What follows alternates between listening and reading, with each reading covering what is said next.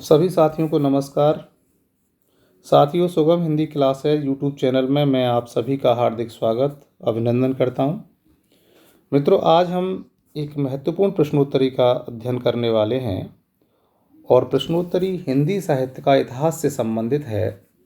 जो विद्यार्थी हिंदी विषय से संबंधित तैयारी करते हैं, चाहे वह स्कूल व्याख्याता की तैयारी कर रहे हों, चाहे वरिष्ठ अध्यापक की तैयारी कर रहे हों, चाहे जवाहर नवोदय विद्यालय में, केंद्रीय विद्यालय में या दिल्ली अधीनस्थ बोर्ड के अंतर्गत टीजीटी, पीजीटी आदि की तैयारी कर रहे हैं, उन सभी विद्यार्थियों के लिए हिंदी साहित्य के इतिहास का अध्ययन करना अत्यंत आवश्यक हो जाता है। हिंदी साहित्य के इतिहास का अध्ययन किए बिना सफलता प्राप्त करना बड़ा मुश्किल होता है। प्रिय विद्यार्थियों, कोई भी परीक्षा हो, उसका पाठ्यक्रम भी निर्धारित होता है और हिंदी विषय से संबंधित कोई भी प्रतियोगिता परीक्षा में यदि हम बैठ रहे हों तो उसमें पाठ्यक्रम के अंतर्गत हिंदी साहित्य का इतिहास अवश्य दिया हुआ होता है। हिंदी साहित्य का इतिहास हो, चाहे काव्य शास्त्र हो, चाहे व्याकरण हो, इन तीनों पर अपनी पकड़ का मजबूत होना अत्यंत आवश्यक होता है। मैं यह भी कहना चाहूँगा कि किसी एक पार्ट या पहलू के मजबूत होने से भी सफलता प्राप्त नहीं होती। सभी पार्टों का, सभी पहलुओं का मजबूत होना अत्यंत आवश्यक होता है सफलता प्राप्ति हेतु। विद्यार्थियों की इसी आवश्यकता को ध्यान में रखते हुए हिंदी साहित्य के इतिहास से संबंधित कुछ प्रश्नों को तैयार किया गया है। इसी बात को ध्यान में रखते हुए साथियों, हमने हिंदी साहित्य के इतिहास से संबंधित कुछ महत्वपूर्ण प्रश्नों को तैयार किया है, जो प्राय विगत प्रतियोगिता परीक्षाओं में भी प्रश्न पूछे गए हैं और आगे भी उन प्रश्नों की प्रबल संभावना बनती है पूछे जाने की। तो अपना अधिक समय व्यतीत ना करते हुए हम अपने पहले प्रश्न पर आते हैं। और एक बात और भी मैं आपको बताना चाहूँगा कि चूंकि प्रश्नों की संख्या थोड़ी अधिक है और प्रश्नों के बाद में मैंने नीचे इसमें एक तालिका भी तैयार की है, जिसमें एक ओर हिंदी साहित्य के इतिहास ग्रंथ हैं और दूसरी ओर ग्रंथकार का नाम दिया गया है, और उस तालिका में से एक या दो प्रश्नों के पूछे जाने की प्रबल संभावना रहती है। तो मेरा आपसे ये आग्रह रहेगा कि आप उन प्रश्नों को भी, उस तालिका को भी आवश्यक रूप से देखें, उसका भी आप आवश्यक रूप से अध्ययन कर लें। तो आइए हम अब पहले प्रश्न पर आते हैं। हमारा पहला प्रश्न है साथियों कि प्रत्येक देश का साहित्य वहाँ की जनता की चित्तवृत्तियों का संचित प्रतिबिंब होता है। साहित्य के संदर्भ में कथन किसका है? चार विकल्प हैं: आचार्य हजारी प्रसाद द्विवेदी, गणपति चंद्रगुप्त, आचार्य रामचंद्र शुक्ल, आचार्य महावीर प्रसाद द्विवेदी। तो मित्रों, इसका सही उत्तर हो जाएगा आचार्य रामचंद्र शुक्ल। आचार्य रामचंद्र शुक्ल ने अपने हिंदी साहित्य के इतिहास ग्रंथ में कहा है कि प्रत्येक देश का साहित्य वहाँ की जनता की चित्तवृत्तियों का संचित प्रतिबिंब होता है। तब यह निश्चित है कि जनता की चित्तवृत्तियों में परिवर्तन के साथ साथ साहित्य के स्वरूप में भी परिवर्तन होता चला जाता है। आदि से अंत तक इन्हीं चित्तवृत्तियों की परंपरा को परखते हुए साहित्य परंपरा के साथ उनका सामंजस्य दिखाना ही साहित्य का इतिहास कहलाता है। तो ये जो कथन है मित्रों, ये है आचार्य रामचंद्र शुक्ल का कथन। तो तीसरा विकल्प इसमें बिल्कुल सही है। अगला प्रश्न देखते हैं।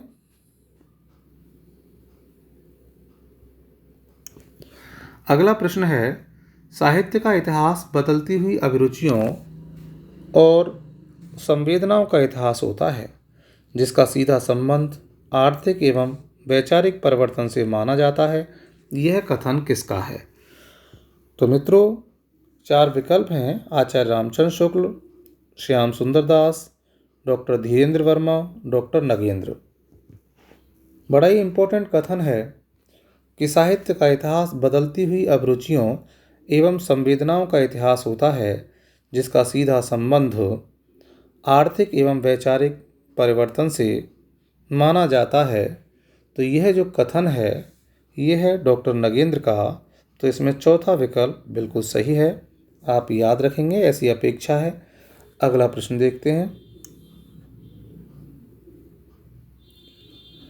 अगला प्रश्न है, साहित्य जनसमूह के हृदय का विकास है, साहित्य के संदर्भ में प्रस्तुत कथन किसका है? बड़ा ही इंपॉर्टेंट क्वेश्चन है।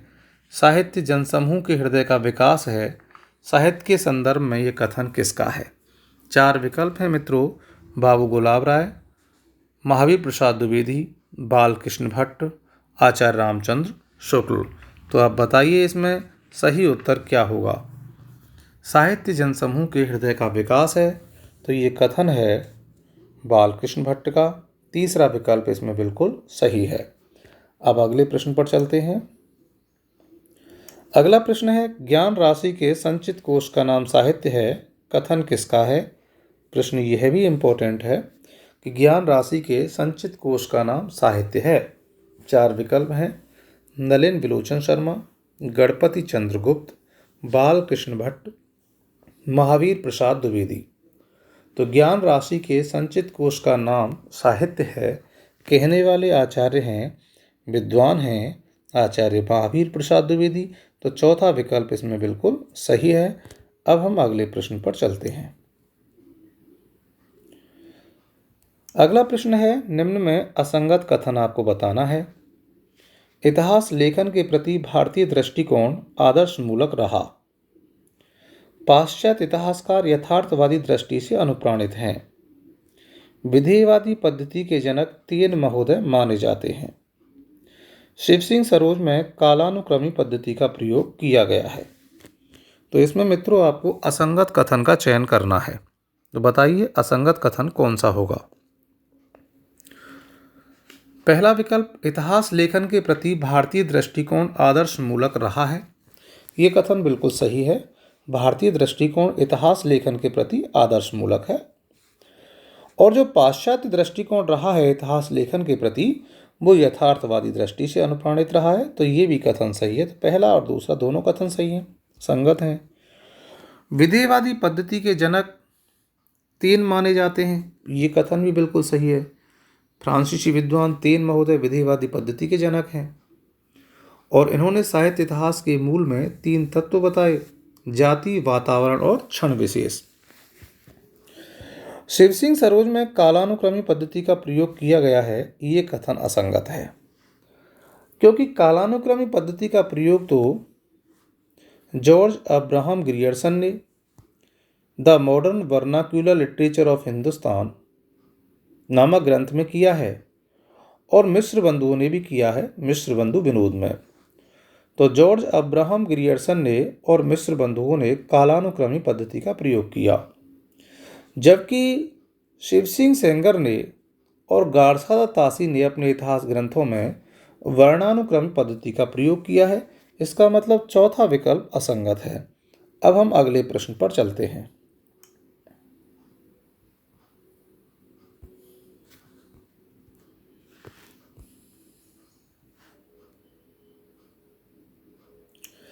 अगला प्रश्न है,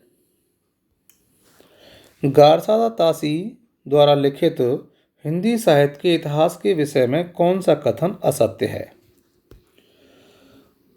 मित्रों हम जानते हैं गारसादा तासी ने जो इतिहास ग्रंथ लिखा था उसका नाम था इतस्तवाड़ दाला लिटरेच्योर एंदुई एंदुस्तानी। तो इससे संबंधित कुछ कथन दिए गए हैं। पहला कथन है कि इसका प्रथम भाग सन 1839 ईस्वी में और द्वितीय भाग 1847 ईस्वी में प्रकाशित हुआ। इसमें कवियों की सूची में वर्णाक्षर क्रम का प्रयोग तथा काल विभाजन का अभाव है। हिंदी साहित्य का इतिहास लिखने का यह प्रथम प्रयास सब तरह से संपूर्ण इतिहास ग्रंथ का उदाहरण प्रस्तुत करता है। इसमें हिंदी तरभाषी कवियों का भी घालमेल हो गया है। तो देखिए मित्रों, गारसादा तासी का जो इतिहास ग्रंथ है उसके 2 संस्करण प्रकाशित हुए थे और प्रथम संस्करण के 2 भाग थे। प्रथम संस्करण भी 2 भागों में प्रकाशित हुआ। जिसका प्रथम भाग 1839 में प्रकाशित हुआ है और जो दूसरा भाग है प्रथम संस्करण का वो 1847 में प्रकाशित हुआ। तो ये कथन तो बिल्कुल संगत है। और इसका जो दूसरा संस्करण था उसके 3 भाग प्रकाशित हुए थे, जिसमें पहला और दूसरा भाग 1870 में प्रकाशित हुआ और तीसरा भाग 1871 में प्रकाशित हुआ था। और ये भी कथन बिल्कुल सत्य है कि इसमें कवियों की सूची वर्णाक्षर क्रम में दी गई है और काल विभाजन का कोई प्रयास नहीं किया गया, काल विभाजन का अभाव है। हिंदी साहित्य का इतिहास लिखने का यह प्रथम प्रयास सब तरह से संपूर्ण इतिहास ग्रंथ का उदाहरण प्रस्तुत करता है, ये कथन असत्य है। क्योंकि ये हिंदी साहित्य का इतिहास लिखने का प्रथम प्रयास जरूर है, लेकिन सब तरह से संपूर्ण इतिहास ग्रंथ का उदाहरण प्रस्तुत नहीं करता है साथियों, क्योंकि इस ग्रंथ में कुछ कमियां थीं। सबसे बड़ी कमी तो यही थी कि इसमें काल विभाजन का कोई प्रयास नहीं किया गया। ग्रंथ में कवियों लेखकों को आकार आदि वर्ण क्रमानुसार स्थान दिया गया, जिसका प्रयोग प्राय कोश आदि के निर्माण में किया जाता है। इसमें तटस्थता का, पर्यवेक्षण का, वर्गीकरण की क्षमता का भी बिल्कुल अभाव है। तो इस तरह से इसे संपूर्ण इतिहास ग्रंथ का उदाहरण नहीं कह सकते। चौथा विकल्प भी सही है कि इसमें हिंदी तरभाषी कवियों का घालमेल हो गया, क्योंकि हिंदी के कवि तो इसमें थे ही। हिंदी के कवियों के साथ साथ इसमें उर्दू के कवियों को भी स्थान दिया गया था। इसमें 738 कवि थे, जिसमें हिंदी के 72 कवि माने जाते हैं। तो इस तरह से मित्रों तीसरा विकल्प गारसादा तासी के संबंध में असत्य है। अब हम अगले प्रश्न पर चलते हैं।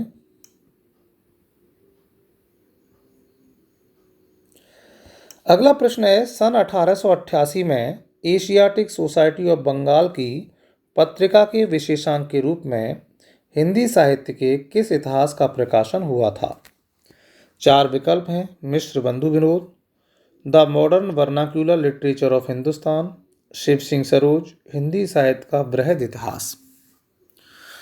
तो बताइए मित्रों, सन 1888 में एशियाटिक सोसाइटी ऑफ बंगाल की पत्रिका के विशेषांक के रूप में हिंदी साहित्य के किस इतिहास का प्रकाशन हुआ? बड़ा ही महत्वपूर्ण प्रश्न है। तो इसमें सही उत्तर हो जाएगा the modern vernacular literature of Hindustan. दूसरा विकल्प बिल्कुल सही है।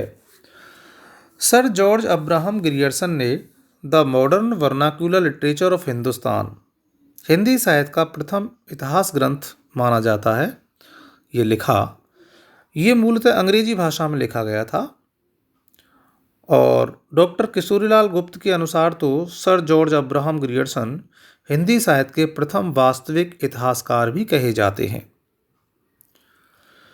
ग्रियर्सन द्वारा रचित ग्रंथ का प्रकाशन विलियम जोन्स के द्वारा सन 1784 ईस्वी में कलकत्ता में स्थापित the royal Asiatic society of Bengal द्वारा प्रकाशित पत्रिका के विशेषांक के रूप में 1888 में हुआ था, लेकिन इस ग्रंथ का स्वतंत्र रूप से प्रकाशन एक पुस्तक के रूप में इसका प्रकाशन 1889 ईस्वी में हुआ।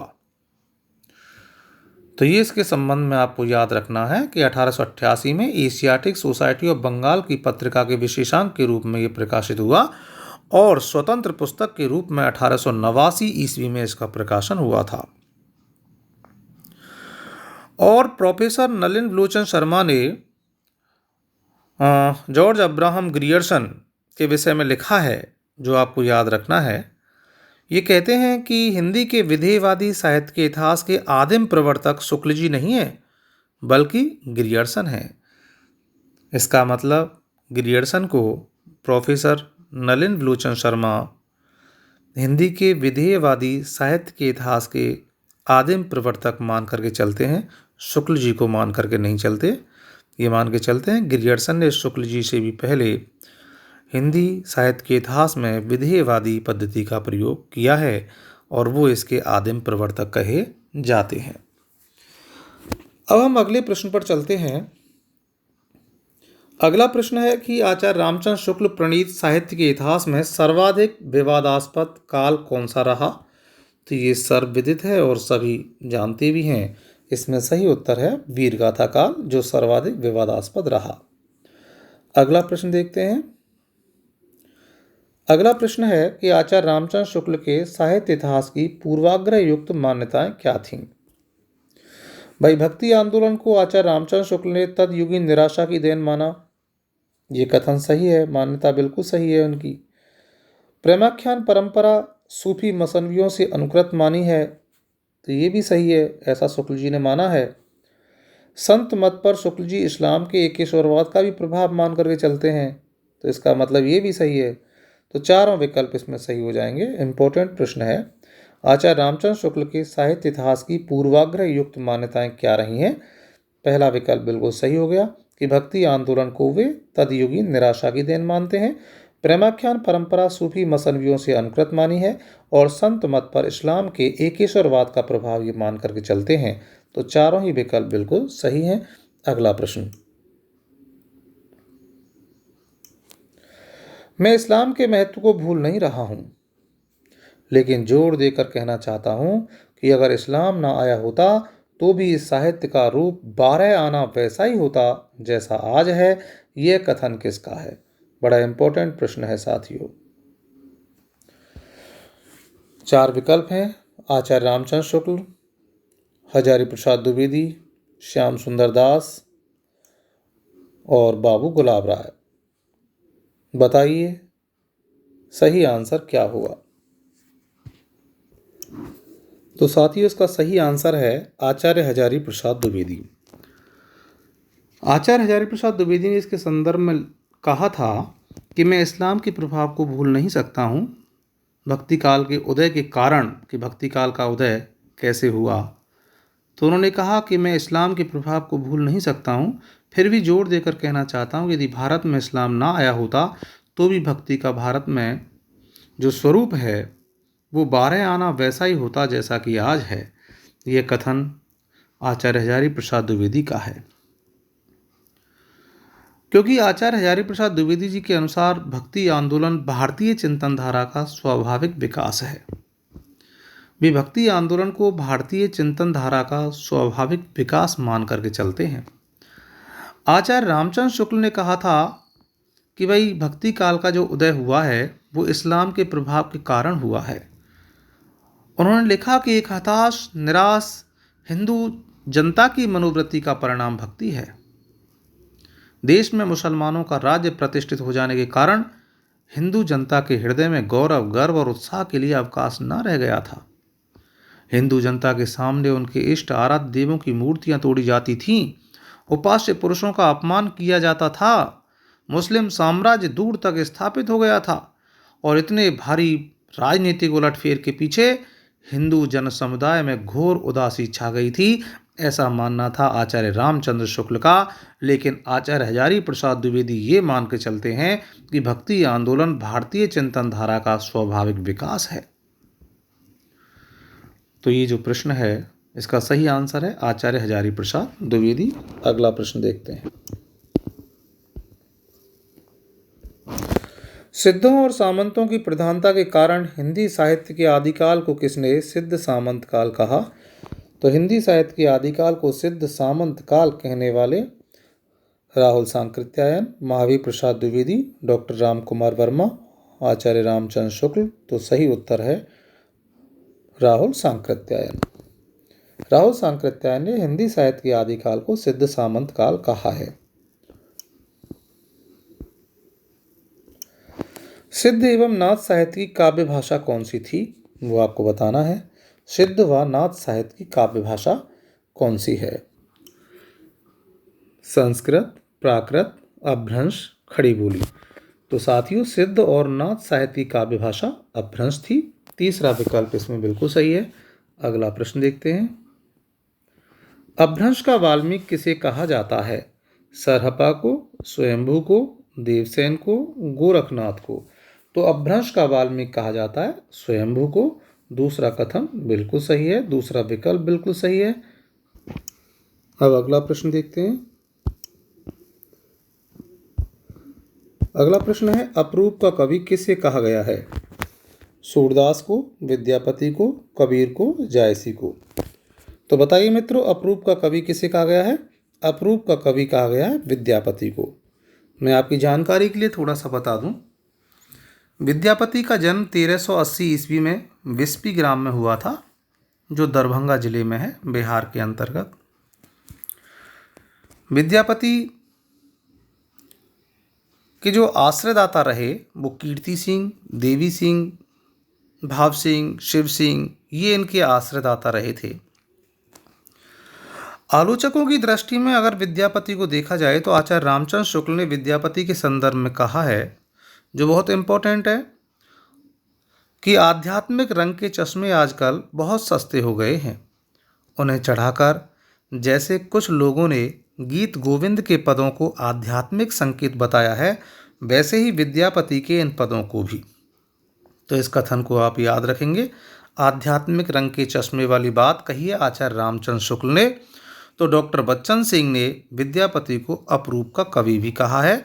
वे कहते हैं कि विद्यापति का प्रेम ना तो रोमांटिकों की तरह वायवीय है और ना भक्तों की तरह दिव्य है, ये अपरूप के कवि हैं। तो विद्यापति को अपरूप का कवि किसने कहा है?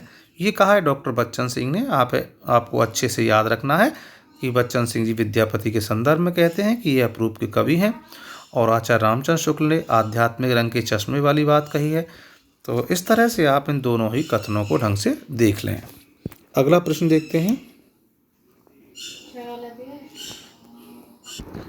अगला प्रश्न है साथियों, आचार्य रामचंद्र शुक्ल का इतिहास मूलतः नागरी प्रचारणी सभा द्वारा प्रकाशित हिंदी शब्द सागर की भूमिका के रूप में किस नाम से प्रकाशित हुआ? हिंदी साहित्य का इतिहास, हिंदी साहित्य का आदिकाल, हिंदी साहित्य का विकास और हिंदी भाषा का विकास। एक बार पुनः देखते हैं। आचार्य रामचंद्र शुक्ल का इतिहास मूलतः नागरी प्रचारणी सभा द्वारा प्रकाशित हिंदी शब्द सागर की भूमिका के रूप में किस नाम से प्रकाशित हुआ? तो इसका सही उत्तर हो जाएगा हिंदी साहित्य का विकास के नाम से। देखिए साथियों, आपकी जानकारी के लिए मैं आपको बताऊं कि प्रारंभ में नागरी प्रचारणी सभा काशी ने हिंदी शब्द सागर की भूमिका के रूप में हिंदी साहित्य का विकास के नाम से आचार्य रामचंद्र शुक्ल ने जो लेख लिखा था भूमिका के फलस्वरूप, उसे प्रकाशित किया था। इसे हम इस तरह से समझ सकते हैं कि हिंदी का सर्वप्रथम और सुव्यवस्थित वैज्ञानिक, सर्वमान्य और लोकप्रिय इतिहास ग्रंथ लिखने का श्रेय यदि किसी को जाता है तो वो आचार्य रामचंद्र शुक्ल को जाता है। आचार्य रामचंद्र शुक्ल का जो ये ग्रंथ है हिंदी साहित्य का इतिहास, ये ग्रंथ मूल रूप से 1929 ईस्वी के आरंभ में नागरी प्रचारणी सभा काशी द्वारा प्रकाशित हुआ था। क्योंकि नागरी प्रचारणी सभा काशी द्वारा हिंदी शब्द सागर की भूमिका प्रकाशित हुई थी और भूमिका के फलस्वरूप ये हिंदी साहित्य का इतिहास ग्रंथ हिंदी साहित्य का विकास नाम से छपा था, जिसमें आवश्यक संशोधन भी किए गए और 1940 ईस्वी में इसका परिवर्धित और परिष्कृत संस्करण भी प्रकाशित हुआ था। मैं आपको हिंदी शब्द सागर के संदर्भ में बताऊं कि हिंदी शब्द सागर ग्रंथ की रचना में 3 विद्वानों का योगदान प्रमुख रहा और इन तीनों विद्वानों के नाम आपको याद रखने चाहिए। एक हैं आचार्य रामचंद्र शुक्ल, दूसरे हैं श्याम सुंदर दास और तीसरे हैं रामचंद्र वर्मा। कई बार प्रश्न इस तरह से पूछा जा सकता है कि हिंदी शब्द सागर ग्रंथ की रचना में निम्न में से किस एक विद्वान का योगदान नहीं माना जाता? तो 3 तो ये रख दिए जाएंगे, आचार्य रामचंद्र शुक्ल, श्याम सुंदर दास और रामचंद्र वर्मा, और चौथा कोई अन्य नाम रख दिया जाएगा। तो आपको इन तीनों के नाम याद रखना आवश्यक है, आचार्य रामचंद्र शुक्ल, श्याम सुंदर दास और रामचंद्र वर्मा। ठीक है, हिंदी शब्द सागर ग्रंथ की रचना में इन तीनों का महत्वपूर्ण योगदान माना गया है।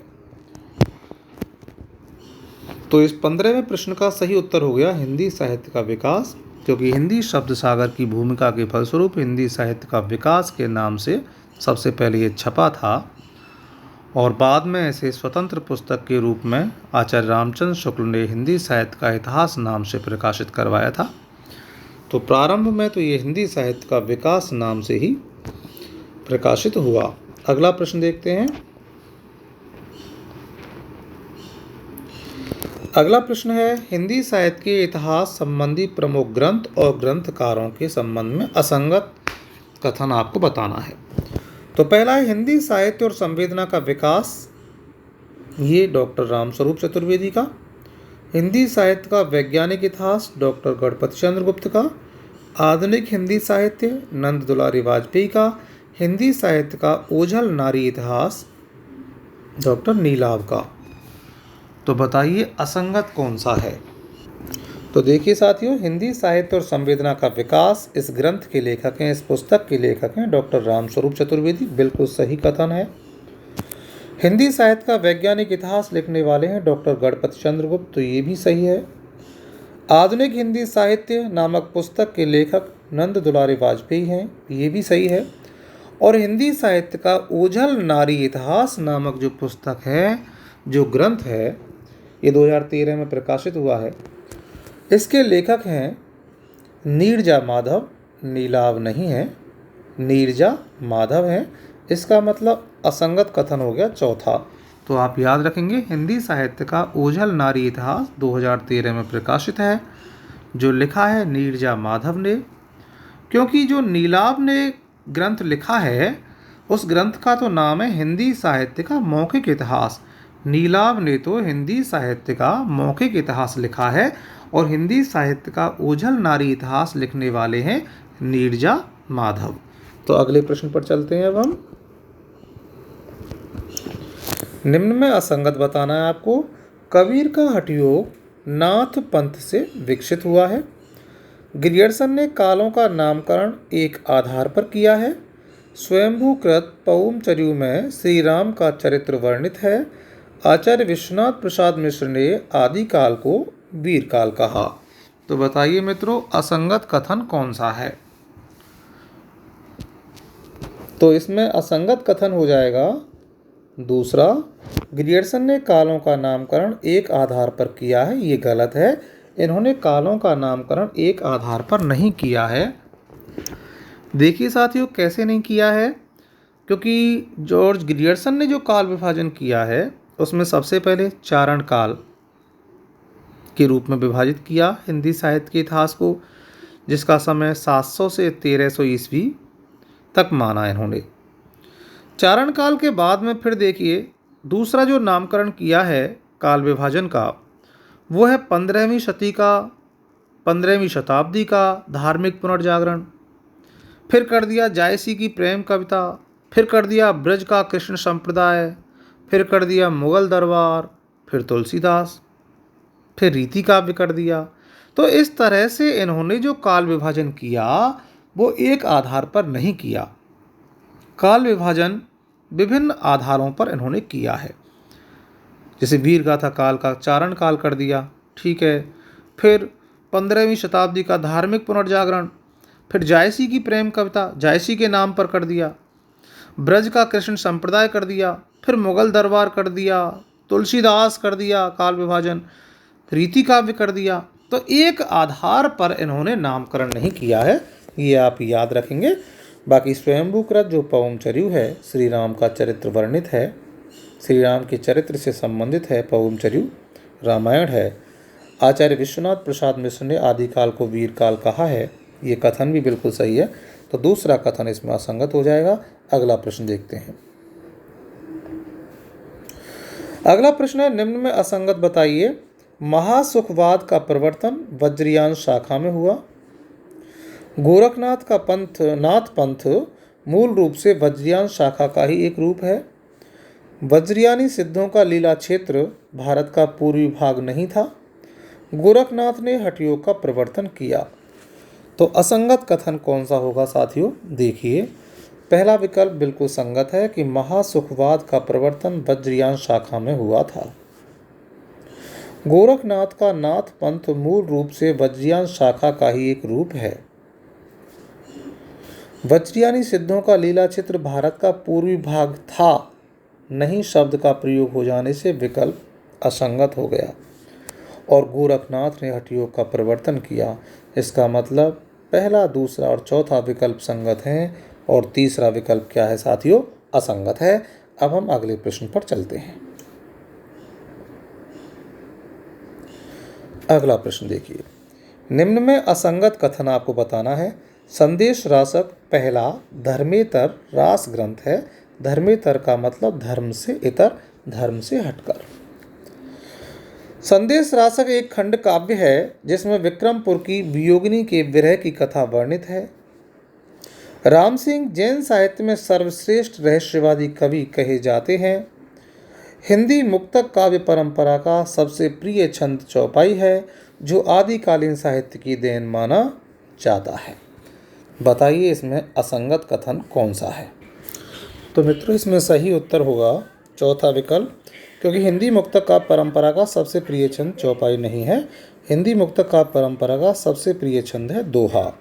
चलिए अगला, तो इसका सही आंसर हो जाएगा चौथा विकल्प। हिंदी मुक्तक काव्य परंपरा का सबसे प्रिय छंद चौपाई नहीं है, दोहा है। इसका मतलब ये चौथा कथन असंगत है। अब हम अगला प्रश्न देखते हैं। अगला प्रश्न है, दोहा काव्य परंपरा का प्रारंभ 6वीं शताब्दी की रचनाओं परमात्म प्रकाश और योगसार से माना जाता है। यह किस कवि की रचना है? जो इंदु की रचना है।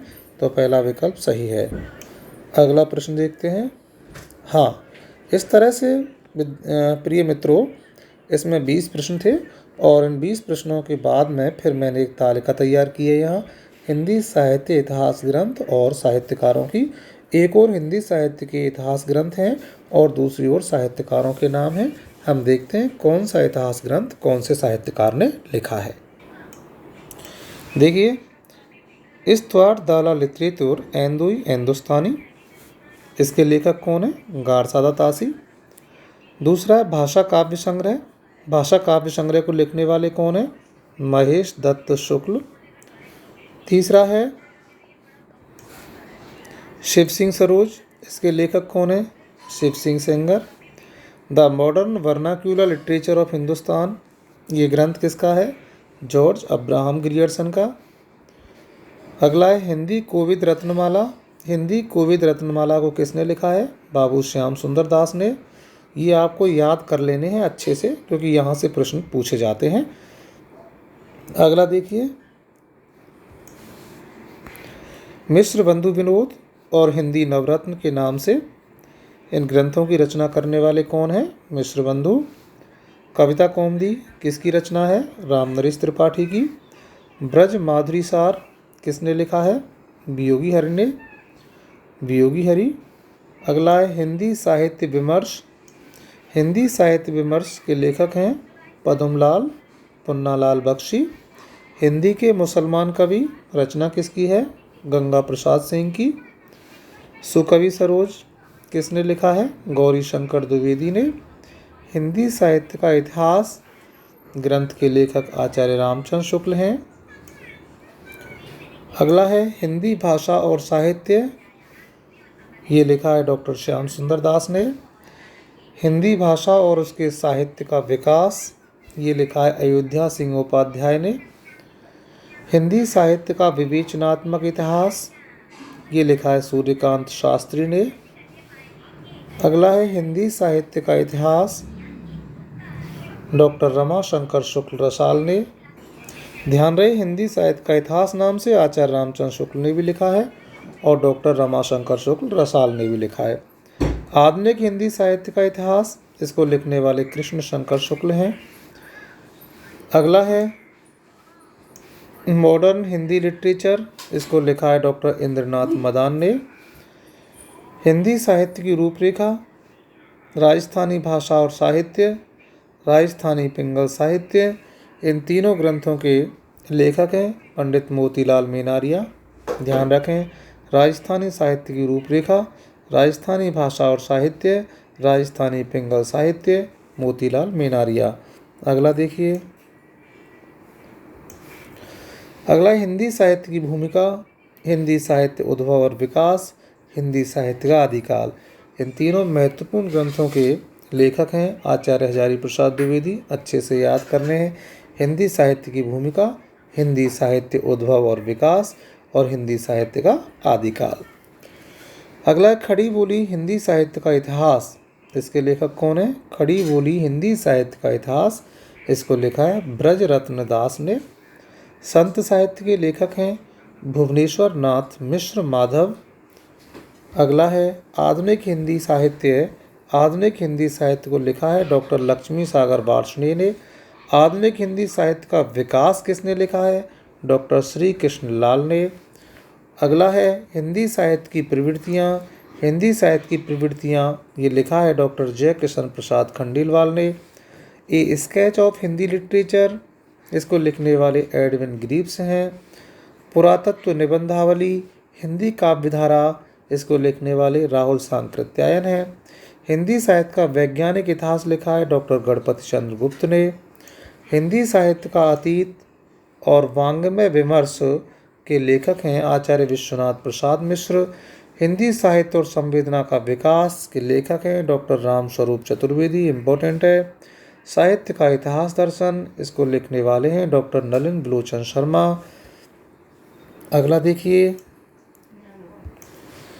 हिंदी वीर काव्य। हिंदी वीर काव्य के लेखक हैं डॉक्टर टीकम सिंह तोमर। आधुनिक हिंदी का आदिकाल, इसको लिखा है श्री नारायण चतुर्वेदी ने। हिंदी साहित्य 20वीं शताब्दी को लिखने वाले हैं नंद दुलारी वाजपेयी। हिंदी भाषा का उद्भव और विकास को लिखने वाले उदय नारायण तिवारी। हिंदी भाषा का उद्भव और विकास उदय नारायण तिवारी। अगला देखिए, अगला है हिंदी साहित्य का दूसरा इतिहास और आधुनिक हिंदी साहित्य, इन दोनों महत्वपूर्ण ग्रंथों के लेखक हैं डॉक्टर बच्चन सिंह। ध्यान रहे हिंदी साहित्य का दूसरा इतिहास और आधुनिक हिंदी साहित्य लिखा है डॉक्टर बच्चन सिंह ने। हिंदी साहित्य का आधा इतिहास लिखा है सुमन राजे ने। हिंदी साहित्य का मौखिक इतिहास लिखा है नीलाभ ने। हिंदी साहित्य का ओझल नारी इतिहास लिखा है नीरजा माधव ने। आगे देखिए हिंदी साहित्य का नया इतिहास लिखा है डॉक्टर राम खिलावन पांडे ने। हिंदी साहित्य डॉक्टर भोलानाथ तिवारी का। रीति काव्य की भूमिका को लिखा है डॉक्टर नगेंद्र ने। उत्तरी भारत की संत परंपरा को लिखने वाले आचार्य परशुराम चतुर्वेदी हैं। अगला देखिए राधा वल्लभ संप्रदाय सिद्धांत और साहित्य ग्रंथ के लेखक हैं डॉक्टर विजयेंद्र स्नातक, इम्पोर्टेंट है। हिंदी भाषा और साहित्य का इतिहास को लिखा है आचार्य चतुर्सेन ने। हिंदी आलोचना उद्भव और विकास को लिखने वाले हैं डॉक्टर भगवत स्वरूप मिश्र। अगला देखिए हिंदी काव्य की सामाजिक भूमिका, इसको लिखा है शंभुनाथ सिंह ने।